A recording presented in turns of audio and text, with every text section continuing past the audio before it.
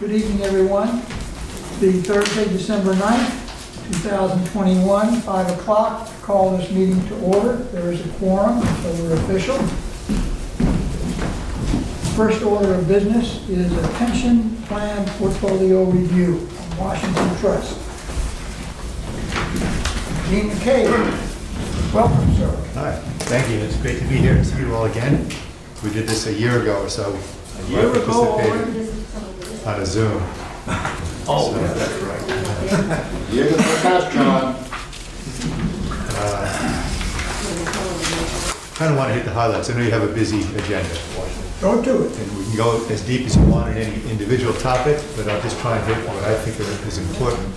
And the main thing right off the bat, speaking earlier with Daniel, that the pension is now overfunded, 100% plus funded. It's been my experience for 12, 15 years working with you, underfunded, at times drastically underfunded. So this is a new luxury, we've had a great market. You've been 70% equities, with this portfolio throughout, which is a great decision the board made 10 years ago. So it's paid off. You now have somewhat of the luxury to review that and think, do you wish to scale it back? Do you want to stay at 70%? It's not quite pedal to the metal, but it's an aggressive allocation. In this environment, I don't know that you want to step back at all. The economy's still working very well. The stock market still is the only game in town. With interest rates in that 1.5% kind of level and inflation at 5.5%, bonds are a losing proposition just going in. Yeah. On the other hand, my question was, given that interest rates are not going up anytime soon, and when they do, they're not going to exceed great heights, maybe we're under for equities. Maybe we should go higher. Boy, that's a daring step. I was okay with the board's decision at 70%. In my opinion, if you venture into 75, 80% territory, you can. It's been done. It's just incrementally, we all know markets move in cycles. Right? I'm thinking in terms of you're at 100% funding. Might be fine to stay at 70. I don't think you want to increase your equity exposure at this point. I am just asking because, Yeah. as you stated, you're not making much off bonds. You sure aren't. Okay, and so the only thing there is the stock market, and at some point we're going to conquer, or let's say, learn to live with coronavirus, COVID, adjust to it permanently, probably every year getting shots and whatever, and so things will settle in, and the economy will come back. So that was the question I had. Yeah. But go to it. Well, the thing about that 30% fixed income allocation, we all know you're kind of losing purchasing power relative to inflation. Right. How many more years are we talking about this pension fund's gonna go down the line? You tell me. I don't know the answer. What did we say? Last retiree under it would be when? I thought there was conversation about when it comes down to only $1 million left after people have retired, and there's only $1 million left, that would be the time to cash in or something like that. Okay. But I don't know. No, I know there was some discussion about having the finance committee take a look at the number of retirees remaining, and kind of projecting out, how much further we want to go with this, and at what point do we kind of cut that. But I think it's something that we still need to review. I think Mark's point of view was that the less the amount, the more expensive it would be. So therefore, the question is, if it's, that's what he thought, that it would cost more to have less money in the pension. Yes. Does that make sense? Not quite, not to me so much. Okay. A larger amount of money, we would fee you at a lower rate, but the fees would still be larger than if you had a smaller amount of money, Okay. that way. All right. I'm just, And I think we have a kind of a sweetheart deal with Bristol at this point. I don't think the fees, the rate would even change, whether you were below $1 million or not. I think you're kind of grandfathered in with an Yeah. arrangement. So I wouldn't let the fee, question. okay. I mean, there was never any exact dollar amount in, it's gonna cost you this, but I know he felt strongly that once it gets to a point, is it worth the expense to keep it going? That's all. And those numbers, that information for you and the finance committee to, Yeah, Talk about I think it comes back to an actuarial plan for the plan itself. What is the last retiree's date? Mhm. What is the liability? How does it all net That's out to what I was present referring value? to. How far down the line are we looking Yeah. for the last retiree? I don't know that answer. I would assume you have an actuarial plan. Yes. We did, yeah. It was just recently presented to the board a couple of meetings ago, so. Yeah, but when we're talking about inflation and bonds and long-term, what is the long-term? Is it 15 years, or is it 7, or is it 28? I don't know, Dan, do you know?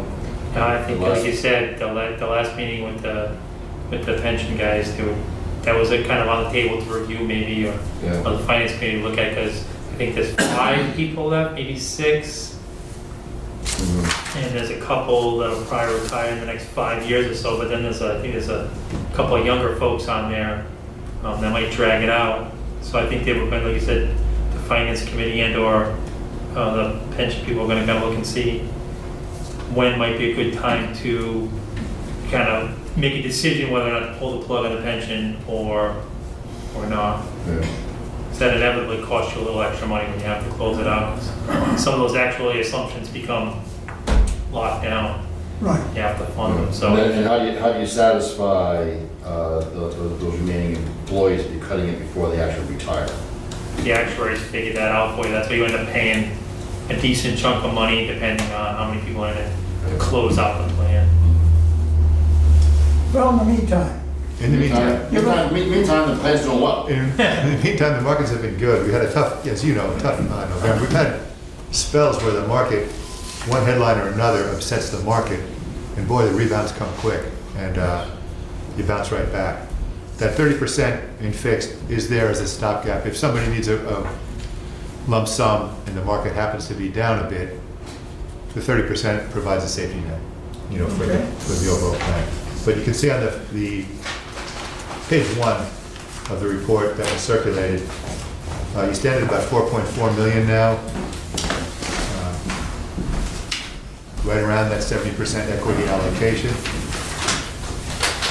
The 4.4 is $200,000 higher than it was when we met last year.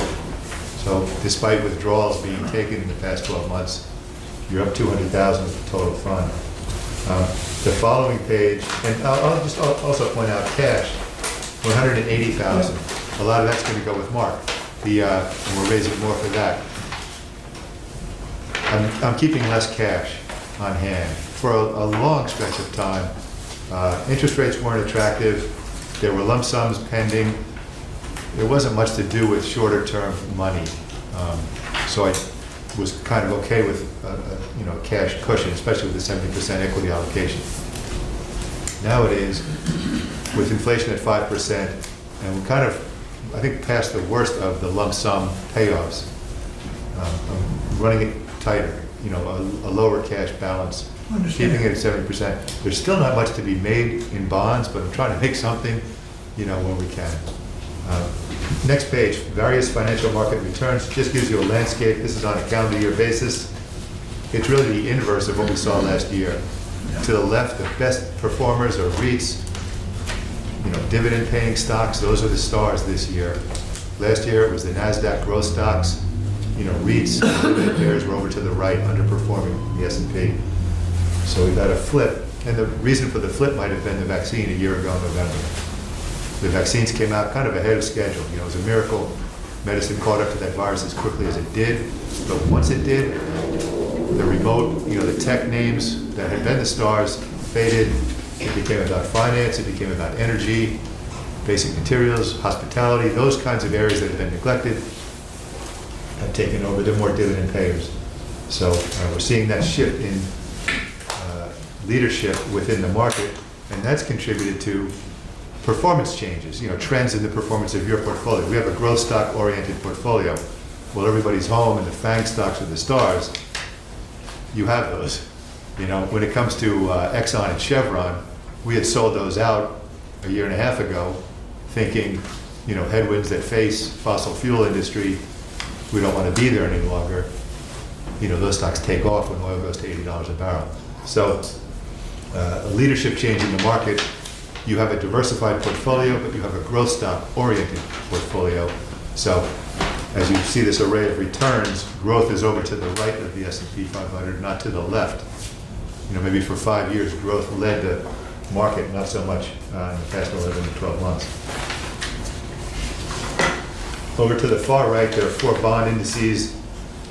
We use for your portfolio the Barclays U.S. Intermediate Government Credit, an intermediate in duration and maturity, not too long with rates as low as they are. We have not wanted to buy longer bonds.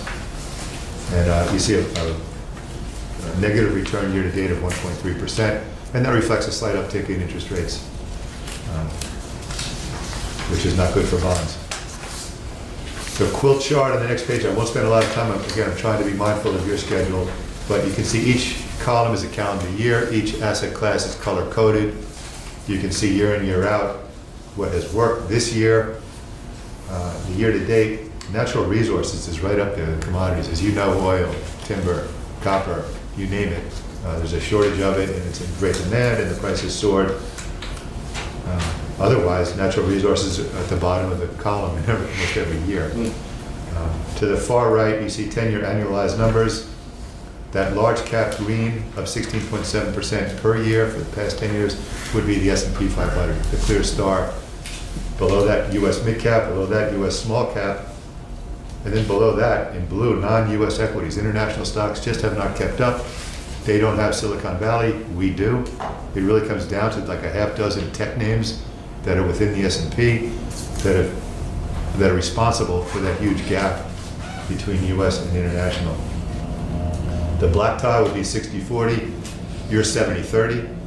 The 60-40 is just U.S., just S&P 500. Your 70% also has, as we know, the blended benchmark, which we've agreed upon, contains flavors of small cap, mid cap, and international. So that's the generic overall look. For the next page, page 4, you can see your numbers. I generally provide a quarterly report on your fiscal year. We updated it to give it that extra month here. So you have July through November. Total fund up 1.5%. Rough month of November, a bit of a setback there. The actuarial assumption would net out to 2.5% for the year to date. Your common stocks up 2%. Equity benchmark of about 2.9.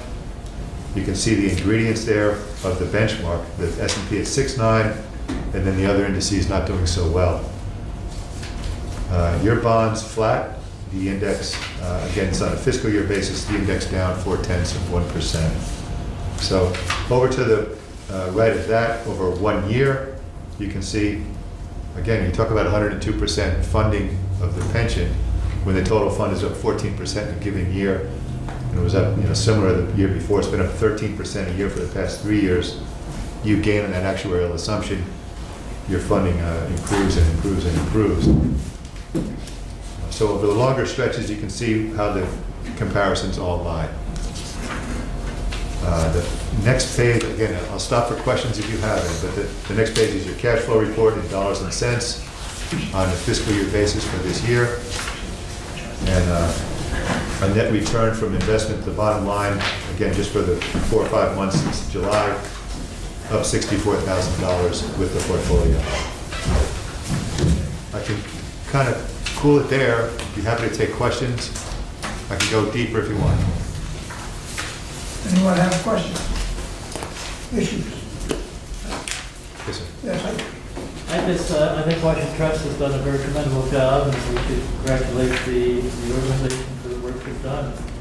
And, personally honest, I support the 70-30 allocation. I think that's very mindful of prudent investment, and wish you well in the future. Great job. Yeah, well, thank you. Honest to God, if you asked us, okay, we're gonna have a pandemic the next year and a half, what should you do? We got it all wrong. You know, just the market just was phenomenal. The Fed did what the Fed did, Congress did what it did, and the markets just levitated. So you've ridden that wave.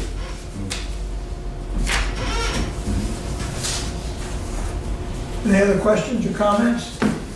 The rest is detail, I presume. Well, the economic outlook, the inflation is the big question economically. You know, we anticipate it, there's bottlenecks, there's all this stuff getting back in a rush, you know, to normal. But that word transitory came up from the Fed. We'll have some inflation, but it's transitory. Now the market's starting to evaluate that, and whether interest rates rise, the Fed could start to trigger that early next year as they look at inflation. The Fed has been accused of nipping in the bud too many recoveries and contributing to unemployment. And the political pressure on the Fed to let this run, you know, has mounted to where we have 5.5%, 6% inflation, and the Fed is still accommodating. So at some point, probably in March or sooner next year, the Fed starts to maybe even lift interest rates, you know, stop buying bonds in the market, stop suppressing interest rates, letting them find a market rate. We'll start to see how this plays out. But the word transitory is kind of disappearing from the conversation. But isn't it true that when the Fed does act, it's very incremental? It tries They don't to make any giant moves. It absolutely tries to Very be, incremental. and it tries to broadcast so that we don't have the, you know, temper tantrum or taper tantrum that we had, you know, a couple of years ago. But there's degrees of success and failure in that endeavor. Gotcha. Now, even if the Fed does start to move up rates, which they probably will, I mean, we're talking about maybe 1.5% over a period of time. Right. And offsetting that would be the overall strength of the economy, but nobody knows how it's going to work out. I remember here, you know, conversation that the value of the pension fund would be much less, and it's much higher than it was thought it was going to be a couple of years ago, and that's because of the good investments and whatnot. So I think for us, it's worked out really well. So thank you again. Great, thank you. So, Any other questions, comments? Have a safe Okay. drive home. thank you very much. Good job. Thank you. Again, seriously, good to see you. Happy Take holidays. care. Have a cook, thank you. Yeah, give her cookies. Yeah. Next item is public input. Seeing none, we'll move right to minutes. Entertain a motion to approve the board meeting of 10/28. Motion to be accepted, Move provided. here. Second. Any questions, comments? A comment for the future, and that is when someone arrives late, note that they arrived. Juan was not here at the beginning, but you made a motion later on, and so you're magically there. Yeah, it's just a little procedural thing. So if someone reading in 5 years from now will know what happened. Okay. Hearing nothing, but no other comments or questions. So those in favor of the October 28th minutes, please say aye. Aye. Those opposed, nay. The ayes have it unanimously. And the next item is the Finance Committee meeting. This is of November 17th.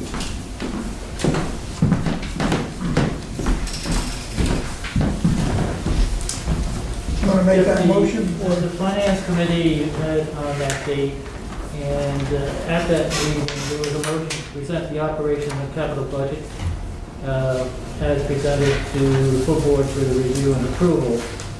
And that motion was passed by everybody on the Finance Committee. And so with that motion before us, perhaps our financial manager here might give us highlights of the operational budget and capital Wait plan. a second. We're just passing just the minutes. Oh, We'll okay. come to that. I just figured you want to make the motion to accept the minutes. Oh, fine. Okay, so we've made that motion in a second. Second. Done, fine. Any questions? We'll be able to go over in detail when we get to the meat of that recommendation. For those in favor, please say aye. Aye. Those opposed, nay. The ayes have it. Unanimous. Thank you. Executive Director report. Okay, report for December 9th. Pawtucket Pipeline Project, Phase 1. Like a lot of construction projects, always the last bit of it becomes the most difficult. Just have just about a little under 500 feet of pipeline to install, all within the storage facilities, Kenai storage facilities in East Providence. The ledge there has been a bear. They knew it was there, but it's been really slow as they kind of chip away at that. It's not like they can go in there and blast it because they have a concrete tank on site as well, so they have to kind of go at that somewhat carefully. And then once the rest of the pipeline is in, the metering station, which we have some photos here, being built off-site, and that is scheduled to be delivered and installed over the next couple of weeks. Phase 2 continues for getting to 30% design.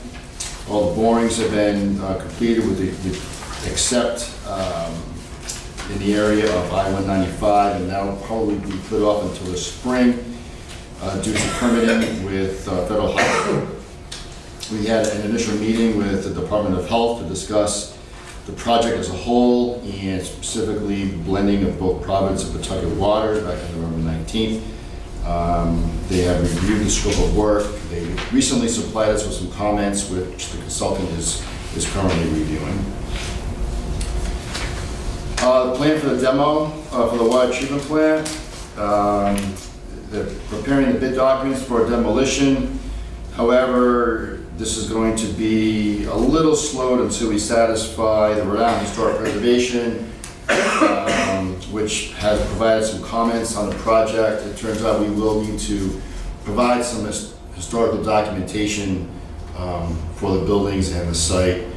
It's going to require hiring a historical consultant to develop this plan to meet their guidelines. Just a question. Maybe they'll interview you. Removing the dams, is there a priority that makes more sense to first take care of the Kickamuick change or return to historic, or does it make a I think it difference? matters. Okay, just Yeah, curious. no, it matters. We've already met with the environmental agencies with respect to the timing. And so with that respect, there really wasn't an issue. And I think we did receive some information from the Historic Preservation group just, I think, today. And we don't think it's going to be very heavy lift for us to satisfy their requirements. Thank you.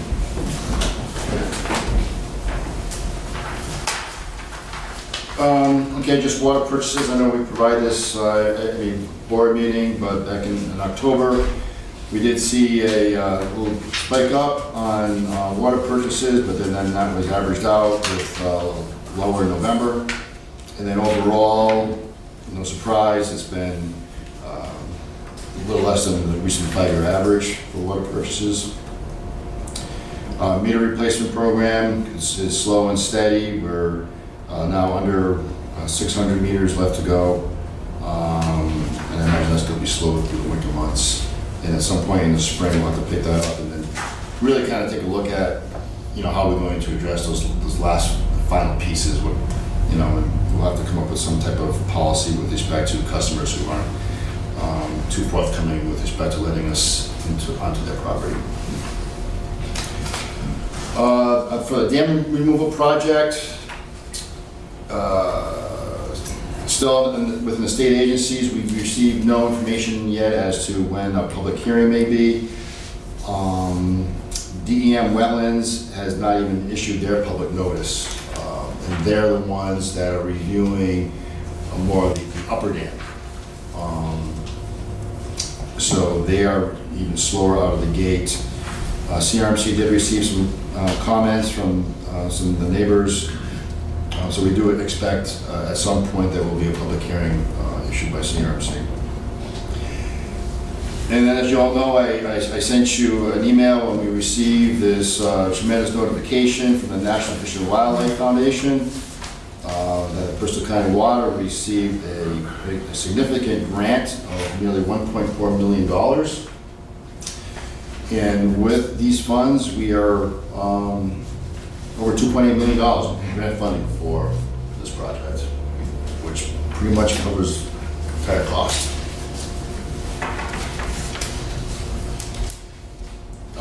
The budget, was presented to the Finance Committee. We have a lot more discussion on that. Operations report. Mike, anything else to add? I'm happy that the lift is complete. We'll be giving out rides later. Selling tickets.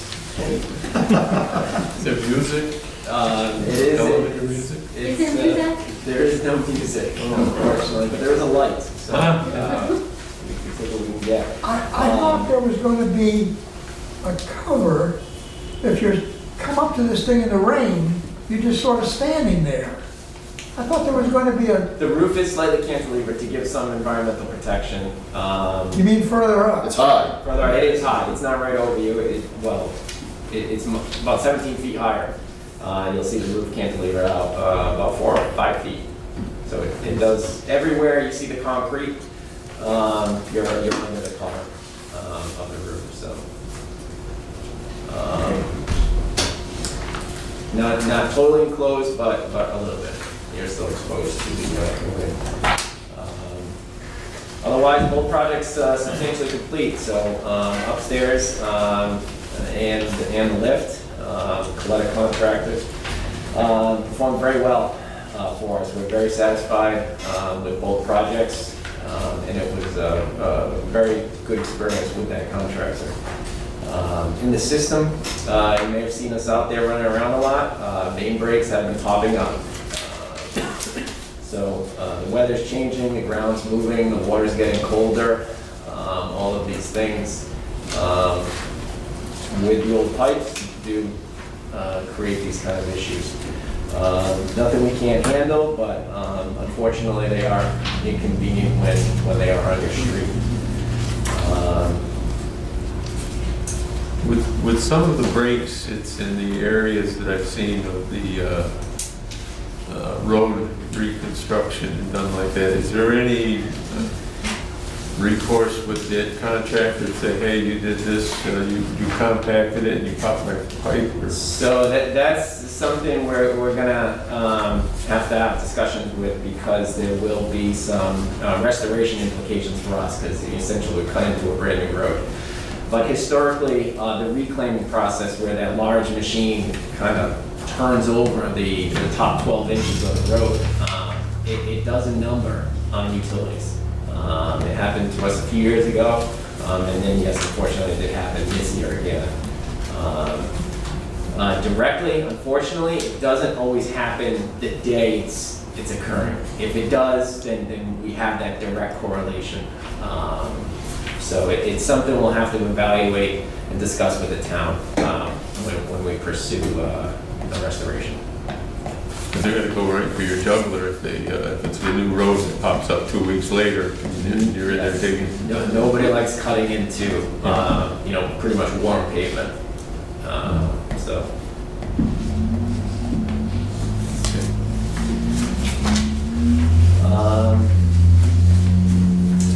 So we keep trying to update our website. We've done that with a project update. We put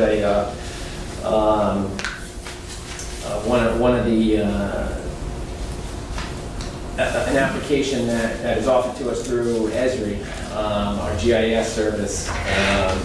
We put together a periodic update for the pipeline project. So we've also leveraged that same software now to put out some public information associated with water infrastructure. So people can now query what their service material is made of. And then the other application we have available is hydrants, because people are having public information out there, up-to-date maps on hydrant locations is something that we've provided to fire departments in the area. So this way it's electronic and it's always up to date versus a paper map, which is just a snapshot in time. So those are on the website. And They're a great tool. The lead, the customer service one, will be required in some updated lead and copper rules that'll be coming out for the next couple of years. So this was us getting out in front of a future requirement. Otherwise, all the projects are still going. We closed out the well. We're almost complete on the Hope Street Pump Station lead project. We should have a closure report assembled soon. We should be breaking ground next week, hopefully, if the weather holds, on the pump station itself. So hopefully we have a moderate winter and we can get some work done there throughout the cold season. And that's Mike, about it. the Bristol, the pump station and the tank, what are the big coils that are on the property right now? Those are erosion controls. Oh, erosion control. Okay. Yep. Yep. And one other question that I know I've been told, and it just that slips my mind. What is the reason for the 2 hydrants right at the town line? So, and this is what I was informed of. I don't know if it was ever studied, but there was, they were deployed in the event there was substandard fire flow and a jumper, you could pump from one to the other and shut a valve. And it would induce more flow to the system downstream. Warren was supposed to do that for Bristol, you know. I know that's what it's for, because you couldn't get water without Didn't have us. enough water. I was always curious about that. Yeah, it's up at a high point, so not a lot of pressure there, so that's Yeah. just in case. There's one on each main road. Yeah. Now, when all this is done, that won't be necessary. It was probably more applicable when the plant was operational. Now that we're on Providence, there's a higher head, more energy coming into the system. So, plenty of water. Is it feasible to look at that and remove it? We could potentially, we could evaluate it. Well, because it's part of training. Oh, okay. You know, if you have an issue and you're really cooking something, send a truck there, we'd call Warren and hook them up in between and dump the water from, as you said, you know, you boosted it, you shut the valve. But if it's no longer a feasible necessity, we should investigate eliminating the 1 hydrant on each street. And just a thought, because we're going to have enough water, and there's no sense in having that in the back of your mind and send the truck down. Yeah. All right. Any other questions? That's kind of. Thank you, sir. Erosion control. Susan? Brad? Not too much to add, except that unfortunately, we had 2 water main contracts this summer. One is complete, the smaller one. The larger contract, which, as you know, we were replacing or installing new water mains in Metacom Avenue, did not come to a completion yet. And we're basically up against winter at this point. There were several reasons for that, but most notably the police did not allow work to go on in several places at once. So the contractor was restricted to one of the sections at a time. So they did not complete all of the work.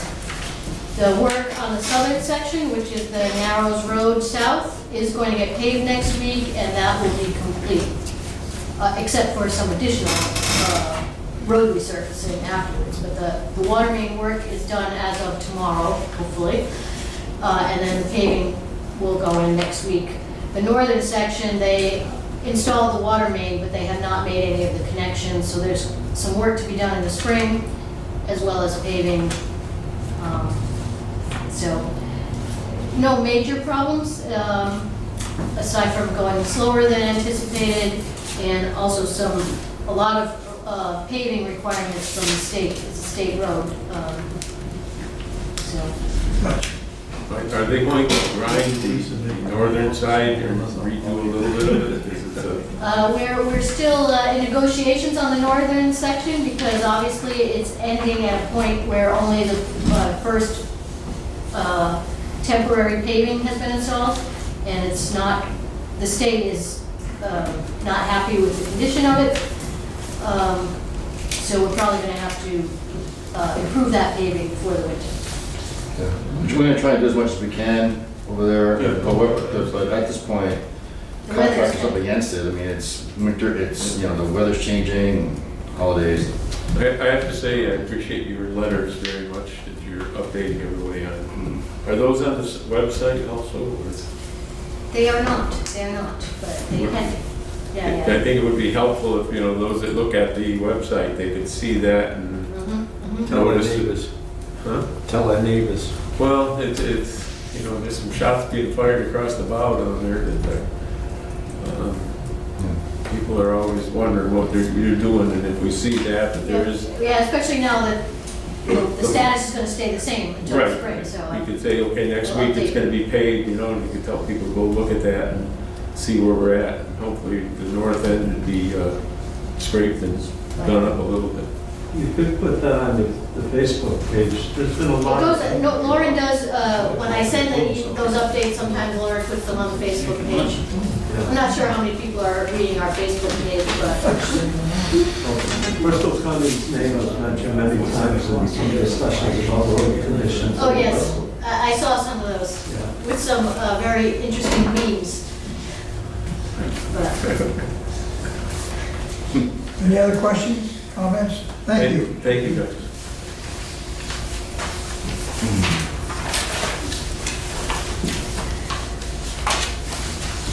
Any questions or comments on Randy's report? Okay, let's move on. Finance. All right. I feel like I did these a long time ago, because I have. I'm working on November now. So my brain is foggy on October. Now a lot's changed. You're starting to see the slowdown. Like October pretty much has the last tail end of a very wet July. So if we look at October versus October, you can see it's down, revenue's down 15% from versus last specifically October, and obviously last October was a COVID year, so we know that was a historically good year for us. So part of that is due to that. Expenses are down October versus October a lot. I looked at that, and I guess there was a smart ball work done last October, which is why that looks like it's almost 23% below last October. And there's a little bit of less water obviously purchased in October of 21. The March through October information on the next page, that you just see that's slowly starting, the revenue starting to trickle down a little bit. Obviously that this wetter July and August, that gets blended in with March, April, May, and June. So we're starting to see that come down. It's down about 5.3% lower this year than last year through this time. The expenses are about the same at about 3% lower than last year. The next page has us versus budget. Again, this goes from March to October, so the very wet July and fall usage has been down a little bit. It's kind of muted a little bit, but we're still a little over budget in revenue, about 6.2%. I think it was about 7% last month for September, and probably like almost 8% for August. We're seeing that go down, but expenses are pretty much consistent at just under 10% under budget. The next page has the dollars billed and the gallons delivered, and as you can see through October, down 2.85% versus the last year's 8 months. And the gallons delivered is down 7.67. So the difference between those two is it's a little bit more than the rate increase. We went up 3.5%, and there's about 4%, almost 4% difference there. So we've pretty much eaten up the rate increase. And the next couple pages are just the bar graphs. You have the receipt and distribution and transfer of the funds for the cash. And the last page is just the endowment information, and I think this was for October, and October was one of those not so great months, but actually October recovered. I think September was down, so year to date, change in account value $120,000. I think in August, September, it was actually negative, so. That is October. I should have November done pretty soon, as soon as I get the US bank reports. Very good. Any questions? Somebody call Mark and tell him how quickly this report went. I can talk about numbers. I work hard on these numbers. I like to talk about them, but Quit when you're ahead. Quit when you're not ahead. everybody enjoys numbers like I do. Mark does. You know, and I'm always, you get these things ahead of time. I'm always available if anybody has a question or something. You know, I'll talk to Rero on the phone if you want. Okay, thank you. Maybe. Okay, any board member, town council reports? Okay. Next one is the award for facility security improvements, phase 2. Okay, this is our second phase. We instituted a successful program. We recently completed, we have a store access system. All employees were provided with new cards with their picture ID, and they use the cards to access into this facility and also into the customer service area. And we'd like to expand that into our pump stations. And so this is a recommendation to award to Communication Systems, Inc. They are off the MPA. Their cost to do both those facilities is $16,954. And we're asking for an overall project budget with 20% contingency not to exceed $20,345. Make a motion to be approved. Second. Okay, when the motion is recorded, it will then say to whom it's given and the amount, the $16,954, with a not to exceed the $20,345. Any questions? I say that because if someone's reading the minutes, Yeah, I understand. you know, it's clear what we did. All those in favor, please say aye. Aye. Those opposed, nay. It is unanimous. Just curious, will the board members receive some kind of card to get in, or is this not of our concern? I don't think so. Sure. Do you have keys now? No? No. No. Okay. Very good, thank you. Okay, Finance Committee. Now, George. Yeah. The Finance Committee met on Wednesday, November 17, 2021. And at that meeting, we reviewed really a draft of the operation and the maintenance budget and the capital budget. The Finance Committee made a motion that we present the operation and capital budget to the board for the review and approval. So I'd like to make a motion based upon the information that we all have in our package that the board of directors approve an operational maintenance budget of $9,028,137 for fiscal year 2023, and a capital budget of $10,395,000 again for fiscal year 2023. And just like to open up the floor for discussion. Let's get a second on that. Second. Seconded, okay. Go to it. Our financial head here is offered to highlight some of the main features of the operations and maintenance amount, and also the capital budget and the way that was put together. All right. Yeah, fortunately to me, I don't know if accountants think alike, but a lot of the stuff, the way Mark had a lot of things set up is a lot of it is the way I kind of do things, so it was pretty smooth coming up with the budget. You know, a lot of the department heads had their input on their budget, look at last year, look at an average, put it together. The big things, the big highlights were that you know, I know it's the next meeting has the rates in it. We went with a 4% rate increase, and that flows through the debt service calculations later on. The salary budget reflects all the employees we have.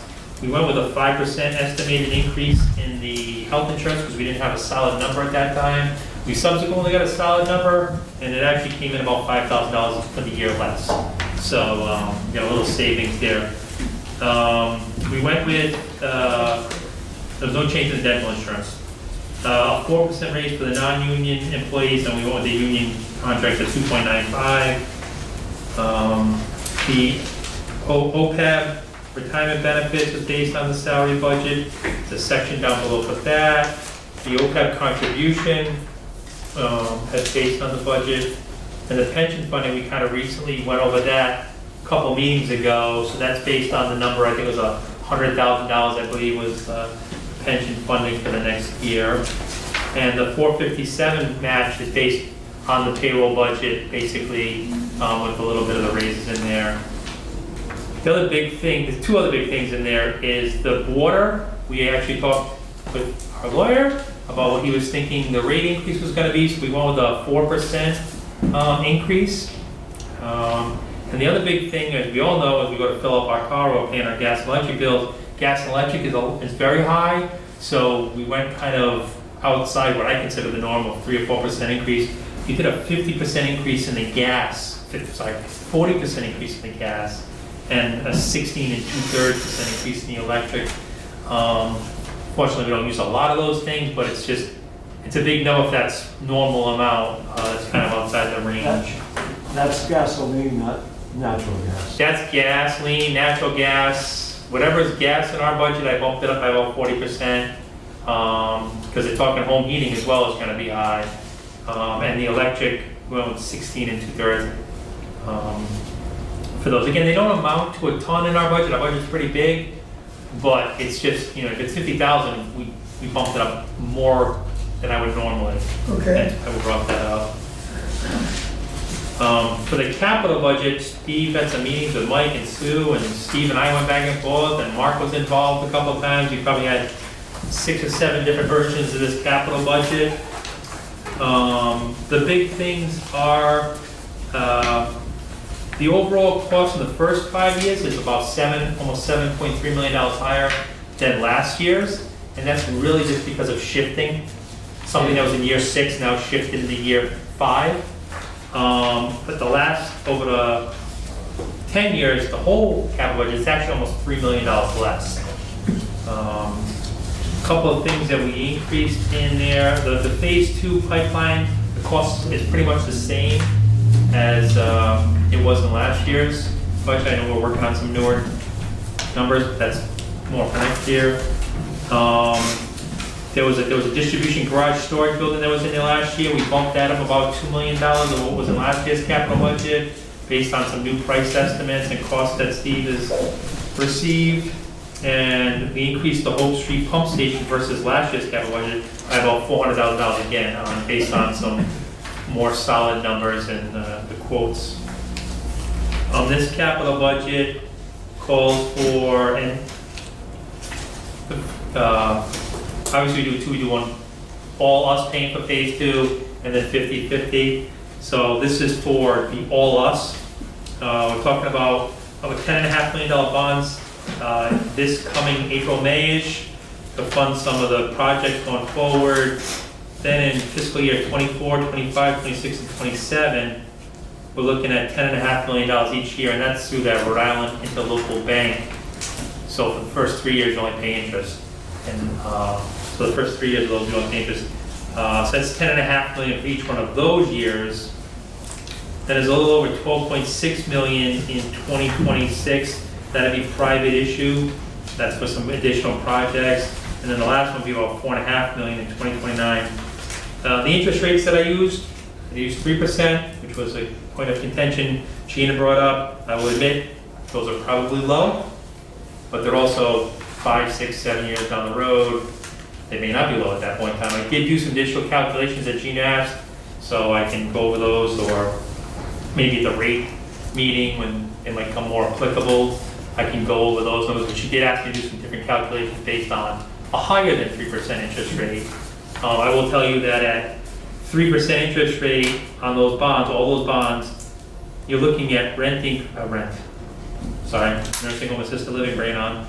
Rate increases for this year of 4%, and then this is the all-in us, 4.25% for 2024 through 2027, and then 4.5% for 2028 through 2029, and that our pet service ratio decreases from 5.03 in 2023 to 1.45 in 2031. Which gets close to the, And the limit, the minimum is 1.25. So when she asked me if I did a calculation with a higher interest rate, I said no, but I didn't do it because really if it's much more than 3%, we're not gonna meet it, 7, 8, 9. Honestly, we're not gonna, if it goes down to 1.45 with the rate increases that I have now, if the interest rate goes up, we're gonna have to increase the rates to the customers to offset that. So, but I did do some numbers, some calculations that would go over.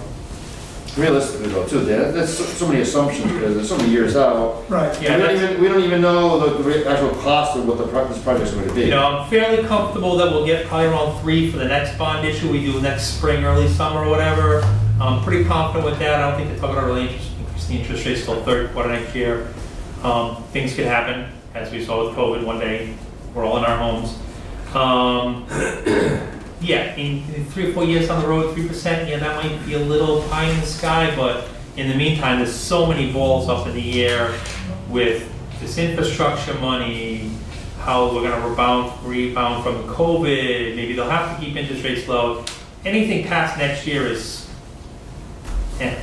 it's not very realistic. A question, we're gonna be considering some new agreements that have been reached.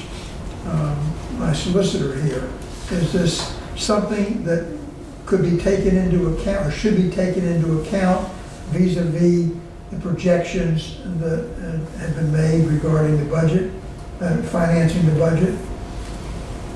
No, I don't think these projects, no. Okay, I mean, the only one that involves any money is the pipe sharing, the cost sharing for the pipe. yeah, that's the one I'm not So talking that's about. present, yeah, I'm sure you already have that in your, in fact, we probably would have budgeted the whole thing. Yeah, that's really gonna affect just like 2020. Actually, all that agreement does is bring money to us. Yes, that's why I asked. the Yeah, question. I don't think it's, I wouldn't think it would have a huge impact on the budget. If it's gonna impact anything, it's only gonna be 2023, because it's the design part. Right.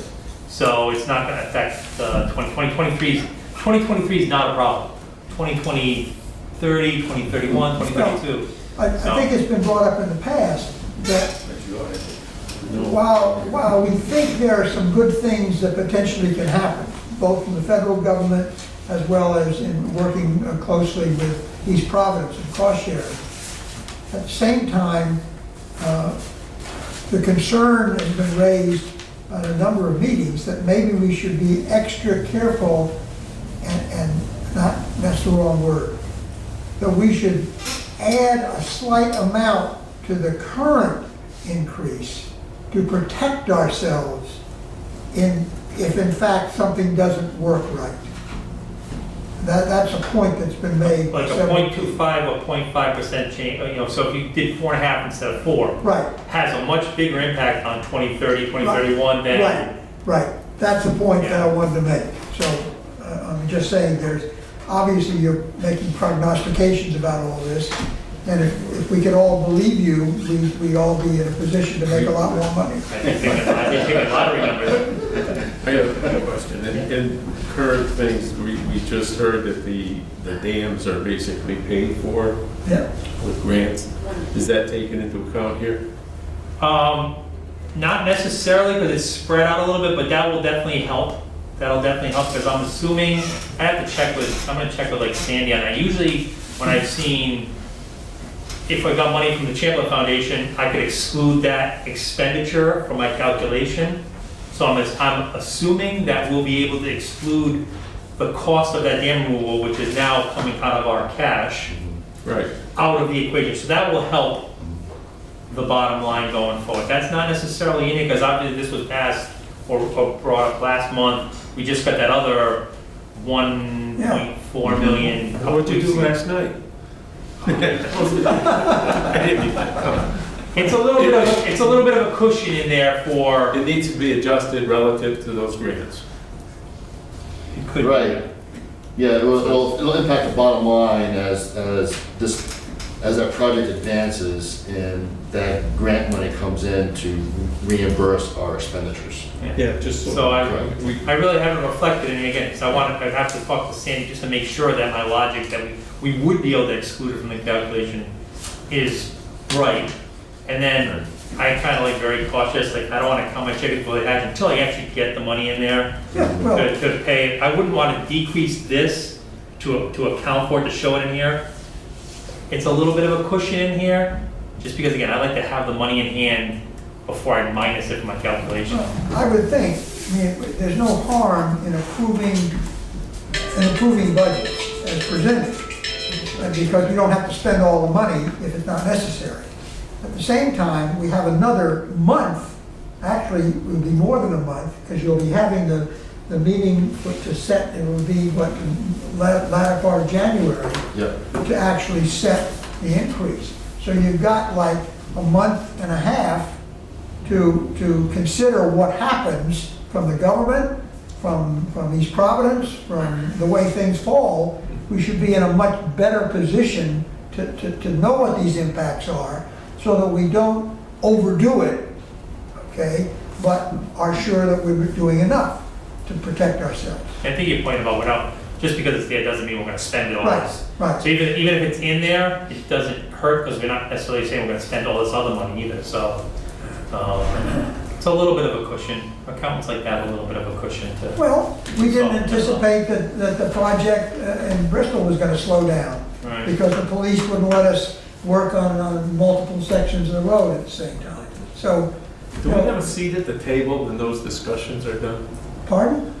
And who has a seat at the table? I'm sorry to go back to that, but who has a seat at the table when they discuss the times allowed to do things and so on and so forth, and whether or not you're going to detour something and so on and so forth? The times allowed is DOT, if it's a state road, which Metacom Avenue is a state road, so it was the state that said these are the times that you're allowed to have alternating traffic. That's the main thing. And it's only between 9 a.m. and 3 p.m., so they don't get much time to work. They don't get their full 8-hour day to work when they're doing work on a main road like that. Which is another reason that it takes longer to do the work. So the state governs, they put that right in the permit. These are the conditions of when you can have alternating traffic, et cetera. As far as detours and not being able to work in two sections at once, that was the Bristol police. Or the police in whatever town we're in. But we do try to coordinate with them. They have restrictions based on how the traffic is performing. They do watch it and try to modify, but we do try to work with them closely on that. Is any of those delays likely to affect, it takes longer, but we're not spending the money right now. Is that going to affect the budget that we have for those projects? In some respects. In police, not so much, because if we had 2 work zones, we would have had, say, 6 policemen working at once, and now we had 3, and then we'll have 3 later. Okay. We do have to hire an inspector for longer. In a sense, the state is increasing the requirements for the paving of the road over a longer period of time, so there may be some additional paving But costs. there's a contingency, is there not, included in those Yes. contracts? As of right now, we were looking at that today. As of now, we're still within the budget, but there's a Okay. potential We're getting close. because of stretching out and different things that you may be hearing from us in the spring. I got you. Okay, thank Yeah, I you. mean, we initially received a permit that had really strict hours, as Susan said, from the DOT. And I reached out, we reached out to DOT, and then I subsequently reached out to the Bristol Police Chief, and he was in concurrence with us, and actually had a letter of support to expand those hours, or at least give the jurisdiction back to the local police department as to when, when they can work. So, it's really the police department as to determining when they can start working. Actually narrowed even almost, in some days even less so than what DOT had, I think. So that's contributed to how long this project's taken. Because I don't think the Amber had anticipated that they would only get 4.5 hours of work in an 8-hour day. A minor question. In a number of places, maybe half a dozen places, there's a category of expense, but there's no dollar amount, it's just a dash. Hey, you want that's a zero. Dash is a zero. Okay, is that category just a leftover from last year's budget? Yeah, when I spit it out of QuickBooks, I look at like last year's and this year's and stuff, and if it had a number in there last year, it's gonna have, but then this year it's gonna have a zero. So yeah, it's just a continuation. There might have been something in there for last year, I just didn't hide that row. I know I can't delete it because when I printed this up, I hit that column. But I keep it there for historical purposes, so I can go back and look a year or 2 or 3 back. So, technically I could have hid that row and you wouldn't see the dashes, but yeah, the dashes in there are just. So now I'll ask a specific question, and on page 7, I see the town of Bristol's name, which has a dash after it. Is that because there wasn't anything planned for that this year, or something was taken out? I have to go back and look, that could just be because there was something in the prior budget or the budget before that. And again, when I did these, I gave these to everybody, and everybody, like Randy got his budget, Joe got his budget, Mike, Steven, Sue got a budget, and they had last year's and like space for this year. So there might have been something last year because they planned something last year, and this year they're not planning anything. So it's more likely that there was nothing planned for that this year. I think that's accurate. I believe there was something like that happened. They put it in and then that was it. Yeah, so if I printed out all the rows, it would probably be that last year or the year before there was something. And again, I don't want to delete a row that has historical information because I look back 2 or 3 years. So, we good? Yeah. All right, so back to the capital budget real quick. The other section is just a 50-50 split. I think that might be wishful thinking, but yeah, 100% and 50-50. Probably gonna be somewhere in the middle. With the 50-50 split, it's just 50-50 split on the Rhode Island interlocal bank money. So all the debt is the same, except instead of taking out $10.5 million in 24, 25, 26, and 27, it ends up being $5.25 million. And with that budget, I projected, I did a rate increase of 4% for 2023, but we only needed to do 3 for 2024 through 2032. And that kept the debt service ratio attractive from 5.03 to 1.69. It did decrease the cash balance too, which was another thing that Gina brought up at the Finance Committee meeting. Both of these capital budgets, the cash balance gets tight, gets a lot lower than it is currently because we're using some of that cash to fund it. But you're assuming in this calculation that East Providence and us are each paying 50%.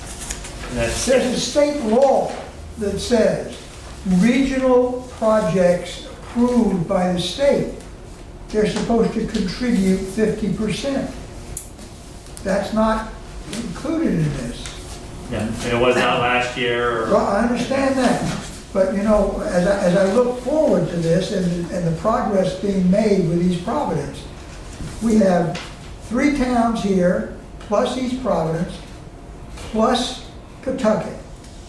That's a lot of representatives, because in the past, the representatives and senators out of Providence just closed their ears and eyes and said, no, nothing, you can't stop, you can't hurt this, from the Providence water system. But we've got a lot more people who can lobby for this to get the state to live up to its responsibility. I mean, we shouldn't forget about that. That's a law in the state, and they just said, screw it. They haven't paid us.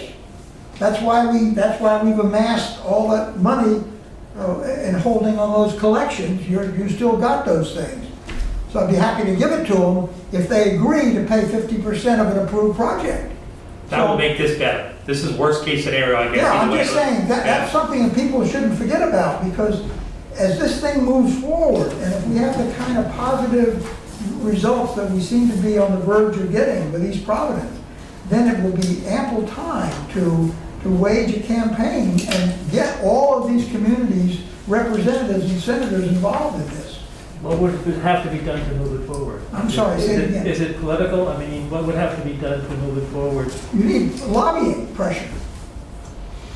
Lobbying pressure is what it takes. Do we need to hire? Because the moment this thing happened in the past, all the representatives out of Providence, they got the word, don't do anything, don't do anything. Bam, they just stopped it right there.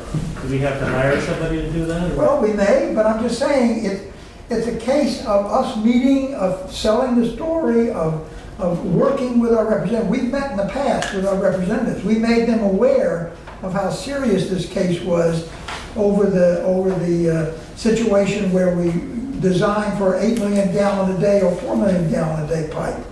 That would be a shame if we put in a pipe for 4 million gallons and then down the road, East Providence needs it and we can't give it to them, and it's going through their town. I mean, that would be a damn crime not to deal with something like that.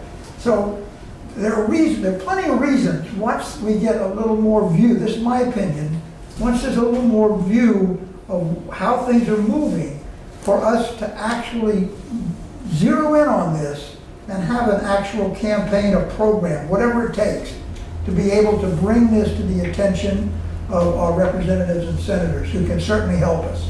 They've helped us in the past, and they can help us again. Yeah, I think that's a great point, and perhaps what we could do to start the ball rolling like you're suggesting and advertise this or promote this issue is that we present a budget that shows what it could be with that funding. But, and also note that without that funding, it's going to be this way, and what that impact could do to the rates or anything else like that. Until I had more confidence in what possibly could happen, I would not want to make that move yet. I'm just making this point that this is, we're trying to be cautious, I understand that. I believe we firmly have made the right decisions to protect our customers and to make sure they get water, and we have 2 sources, viable. What we're doing, I believe in. I'm just bringing it to your attention that this is something that we shouldn't forget about. That if things begin to look better for us, then we should definitely focus on that and evaluate with contacts and questions, what are the chances of making something happen. I think it's foolish to have a campaign that you're told at the very beginning is not going to amount to anything. But if we can evaluate the situation from the right people, we can then know that if we have a campaign, it may make a difference. And that's the time, I think, to be able to tell the people. But the 9 people here, everybody makes a decision. This is just something that's been in the back of my mind, and I thought I'd just bring it to your attention, that's all. Should you have a workshop here with representatives and the councils? Oh, yes. If we get to that point, we would certainly want the councils behind us 100%. We would want our Bristol County reps and senators behind us. But we would then expand it, because we would have East Providence too, and Pawtucket. Because they're the ones that are going to sell us the water. And when they go up there to stay on call, the communities have to be on the same page. That's why is it better to start pulling it out now? Yes. Well, I think it's well intended, and it's worth the try. But Alan, state law doesn't apply to the state of Rhode Island. Yeah, I understand, it's going to be an election year next year. And people are already making noises. I think we have time to do this. I'm just bringing it to your attention that all these numbers aren't really all the possibilities of what could happen. So, no. But the answer to the question that somebody might ask, and is always being asked out there, is how can you keep the rates down? Do you have to do all these projects? Why do these projects have to cost so much? And part of the answer to that question is we could have the rates less if we got the money that's due us from the state of Rhode Island. Right. And that basic answer can get thrown out there all the time without ruffling anybody's feathers, because that's the truth. But you can also say that it was 10 years ago. Right. 10 years ago, we clearly saw the project that's going to affect 2,900 homes, the vast majority of which are in Bristol, as far as their water plant. That's happening now. It's costing almost twice as much to do, because we didn't do it 10 years ago, okay, but we're finally doing it. So yeah, we can always keep rates lower if we just don't take care of our system. And that's a problem we have to deal with, and this board has been dealing with that. But I'm saying we can keep the rates lower if we get state money in. Of course, of course. Okay. And also keep in mind, I think I mentioned at the finance committee meeting, the state is sitting on a pot of money, about $1 billion from the American Rescue Plan Act. So, and they're all determining what to do with that funding now. 10% they decided, 110 million or Right, something. so,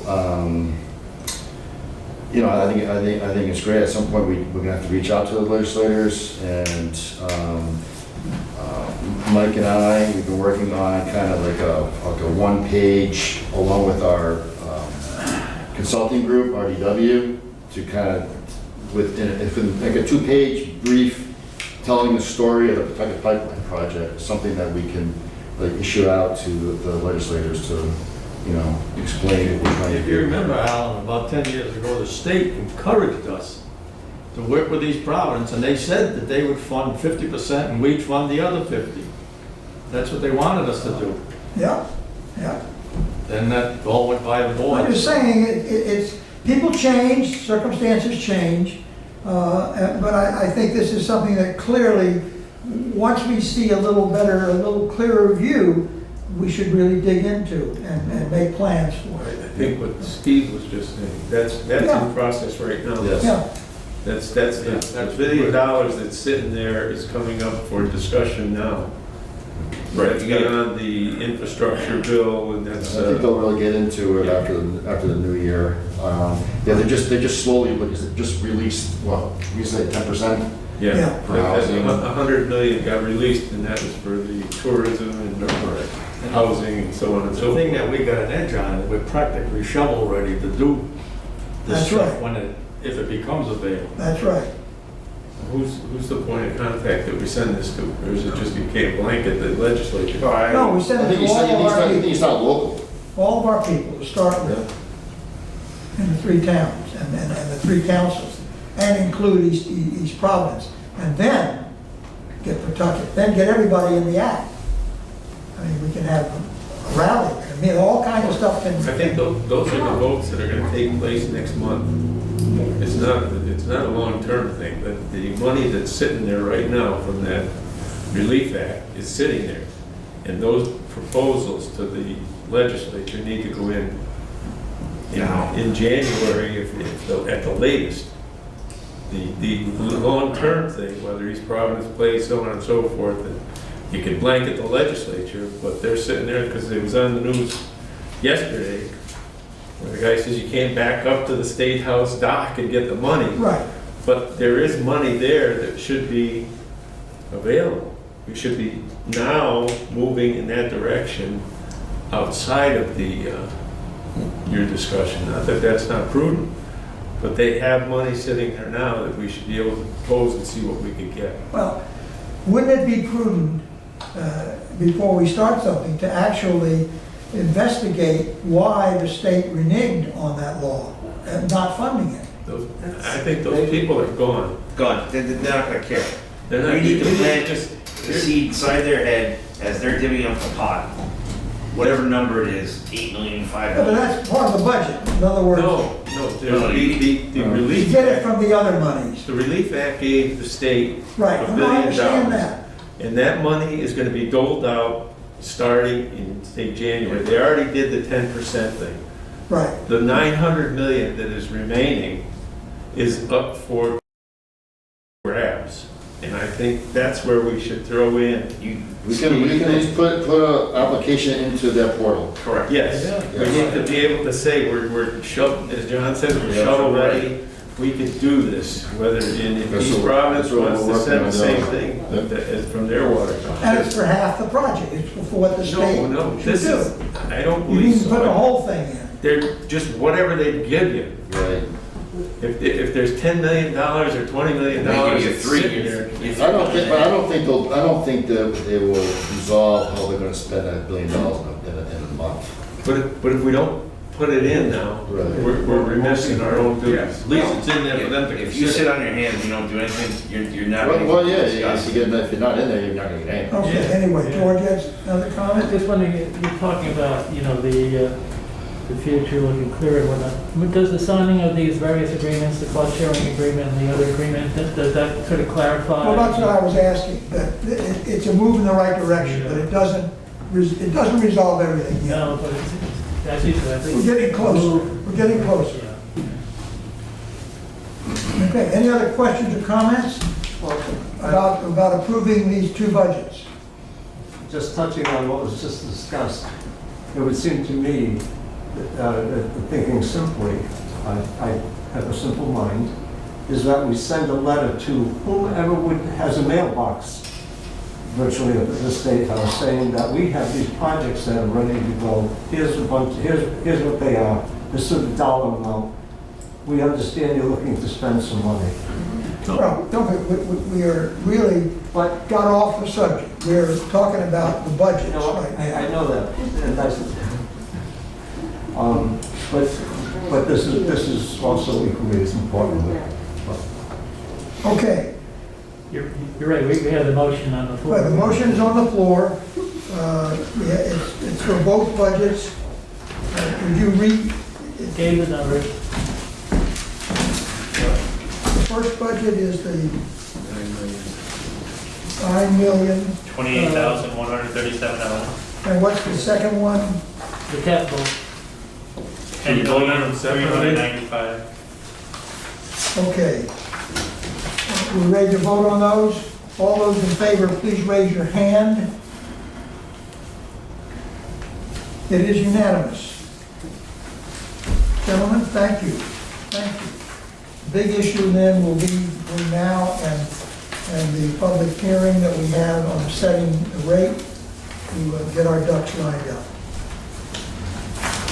I'd just like to add a word of thanks to our new financial person for the great job he's done. That it was nice, groundwork was already set, I was able to just smoothly roll right in there, not much hassle. The note, the next item on the agenda, number 10, the quarterly write-offs. I notice it's gone up slightly, 1.54% that we lost, but it's still exemplary compared to what towns have to deal with taxes that they can't collect. They're screwed. Joe has said that before I left, you reminded, let me know, tell you that there's some funds out there for people, and if there's people having a hard time, himself or the girls are recommending these people to these sources, so there are funds out there currently to help people who are behind in their utilities, so they are sending them their way, so hopefully this will go down. That's good. It's still really good. That's still very good. Thank you. Okay, we're next going into an executive session.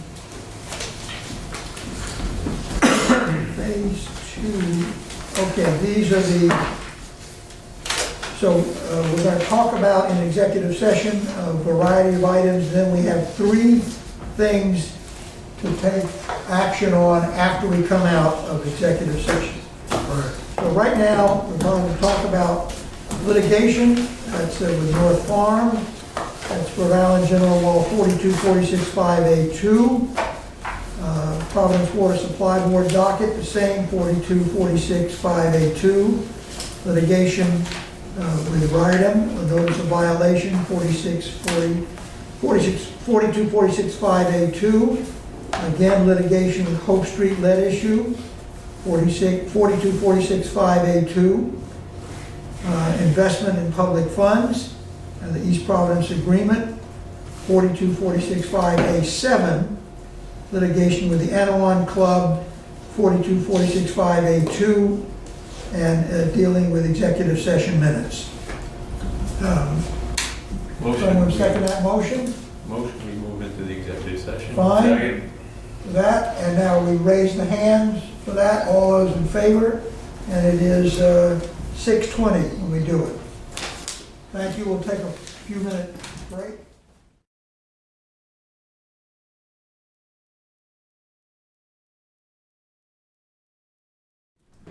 Okay, so we're coming back into open session at 7:05. Motion to seal the minutes of the executive session. Motion to seal the minutes. Second.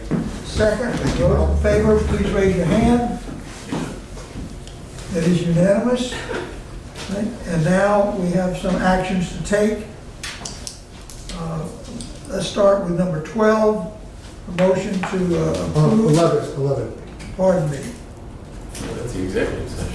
No, it's Metacom. Oh, I get the I'm wrong. sorry. Yeah, I'm sorry. I get the Now wrong. 12, the Phase 2 engineering service cost sharing agreement. Make a motion that the engineering services sharing agreement be approved. Second. So moved and seconded? And subject to approval by the East Providence City Council. Correct.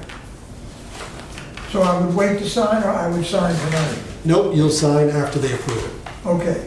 So we have to wait for their council meeting. Yes, but Okay. they'll go into their meeting, knowing you've approved it, subject to their approval. That's fine. All right, But any further we don't discussion? need to, I'm sorry, I have just a question. Go ahead. Alan, when that's approved, Alan can just sign for us. Absolutely.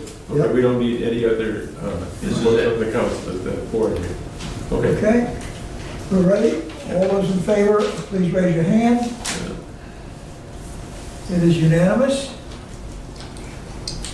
The next one is the Pawtucket Avenue Pump Station Transfer Agreement Make a motion that be approved. with the same Caveats. Second. caveats that go with it. With the same Yeah. previous. Yes. Same thing.